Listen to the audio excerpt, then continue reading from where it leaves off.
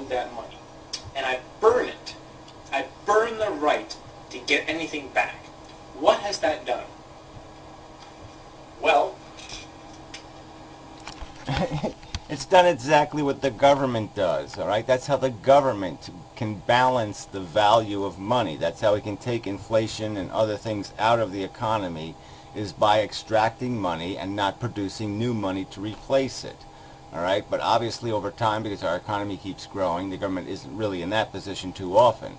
But what it does do is provide this mechanism where it lends money.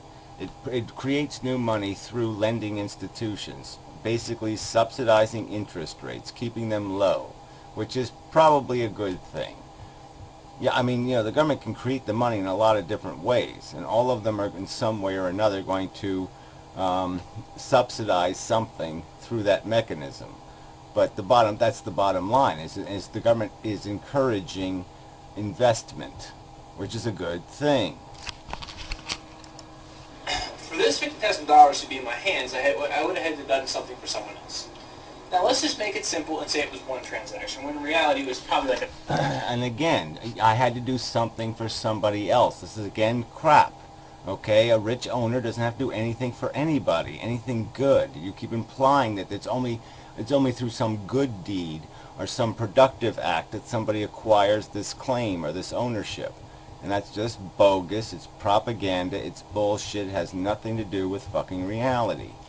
And what you're not going to also recognize in this little experiment you're doing here, this little chalkboard thing, is interest. And the fact that if that $50,000 was spent without any claim to interest, that then it would have more value. Then obviously it extracts the value of that money if the thing it produced now has to pay a profit. A million fucking different transactions throughout my life that amounted to this being my bank account. But who cares? Let's say it was one fucking thing. We built someone a house and we're paid $50,000. I don't know if you can fucking see this, but it doesn't matter. We're paid $50,000 for building someone a home. And you can pretty easily metaphorize this, that you're owed $50,000 worth of goods, alright? You burn that. Now, what happens here is you built this house, and then you were paid $50,000, alright? And let's make this nice and special, and use different colors since I have them available here. You burn the $50,000. Now, how does that make everyone better off? Well, it makes everyone better off because you have eliminated from the money supply, and therefore there's less money, so all of it becomes more valuable. But I already know that you understand that. But on a more fundamental economic level, the reason everyone's better off is because you helped create good things in the world, which is this house. You fucking made. Yeah, well, this bullshit doesn't mean a damn thing, because number one, no rich people are burning the money. They're not burning the money. They're saying, give me $50,000 plus interest. They're saying, give me 60, 70, 80, 90. Over the lifetime term of a loan, give me twice the money back.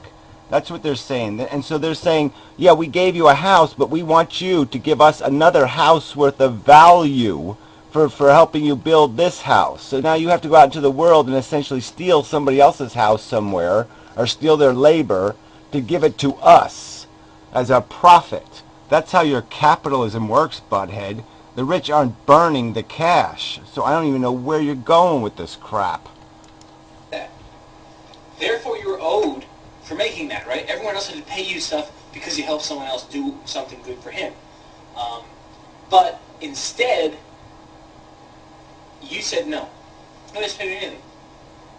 I'm going to just... No one pay me anything. I'm just going to do good. Yeah, well, that just doesn't happen. And number two, you didn't even explain this $50,000. Was that profit for building the house, or was that the expense of the materials of the house? What the hell is that money represent? Did they get back the investment money that they cost to make the house, the labor cost, the material cost, and that's the profit cost? I mean, you didn't explain any of this shit. This is silly. For all you guys, and you guys don't do anything for me, that if you agree that burning money makes makes everyone else richer, then you have to agree to the assumption that person that burned the money, in other words, wrote off his ability to demand things from society and said, no, I don't want it. That person must have contributed that much money worth of value to everyone else in the economy. That's the only way that burning money makes everyone else richer. Prove me wrong. Which is really idiotic. Why would I prove you wrong? It's exactly the point I made. Money is the same as stuff, in theory. It's not stuff that you can really use, but it's a placeholder for stuff.